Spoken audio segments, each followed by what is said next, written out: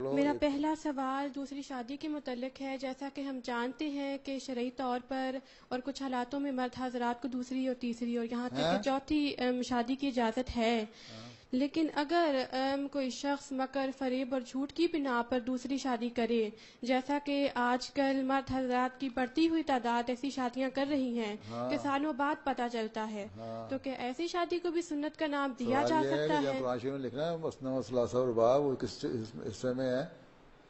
جی جنگ جو تعلق میں ہے شادی کرنے کا حکم، جی وہ جنگی حکم صورت میں، اور یا ایسی صورت میں عورتیں زیادہ ہیں، یا ایسی صورت میں جب بعض ضروریات پوری ہوں. تو مسلم اسلام نے 2-3 ضروریات بتائی ہیں عورت کی، مرد کی، جی جس کی وجہ سے شادی جائز ہے.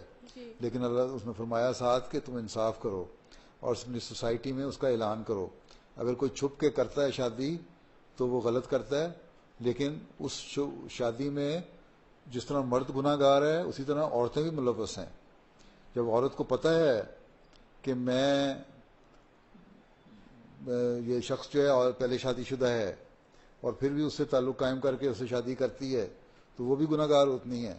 ٹھیک ہے، تو ایک دوسرے آنسل نے جو یہ فرمایا کہ سودے پہ سودا نہ کرو، تو یہاں جب رشتے بھیجے جاتے ہیں تب بھی یہی ہوتا ہے کہ اگر ایک جگہ کسی نے رشتہ بھیجا ہے نا، نہیں بھی شادی ہوئی، تو وہ نہ کرے رشتہ. پھر یہ ہے کہ عورت پہ ظلم نہ کرے.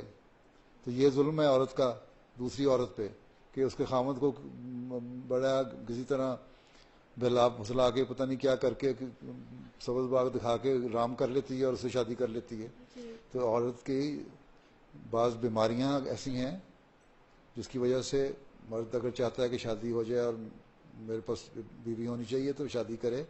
پھر اگر اولاد نہیں ہو رہی تو اولاد کی خاطر مرد شادی کرنا چاہتا ہے تو اس کو اجازت ہے. مسلم نے یہی فرمایا. پھر دینی ضروریات کے لیے اگر کسی کو ضرورت ہو، سمجھتا ہے کہ مجھے دینی ضرورت کے لیے ضرورت ہے، تو پھر وہ کر سکتا ہے.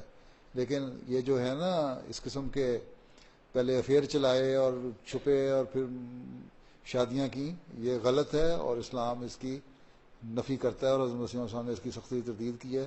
جو ایسا کرتے ہیں وہ غلط کرتے ہیں، وہ گناہ گار ہیں، اور اللہ تعالیٰ کے ہاں ٹھیک ہے ان کو یہاں وہ اپنا شریعت کا حوالہ دے کے شادی تو کر لیتے ہیں، لیکن وہاں اللہ تعالیٰ فرماتا ہے پھر انصاف بھی کرو ساروں سے، اور انصاف کا تقاضا یہی ہے کہ برابر کا سلوک کرو. ٹھیک ہے، ان کے حقوق بھی ادا کرو. یہ نہیں ہے کہ پہلی بیوی کے 3 بچے ہیں اور اس کو چھوڑ کے دوسری سے شادی کر لی اور نہ بچوں کی فکر نہ بیوی کی فکر. اور پہلی بیوی کی رضامندی کی یہاں کس حد تک جہاں ضرورت ہے؟ رضامندی کا سوال کوئی نہیں ہے، لیکن اس کو بتانا ضروری ہے. جی اجازت سے کوئی نہیں لکھا ہوا کہیں.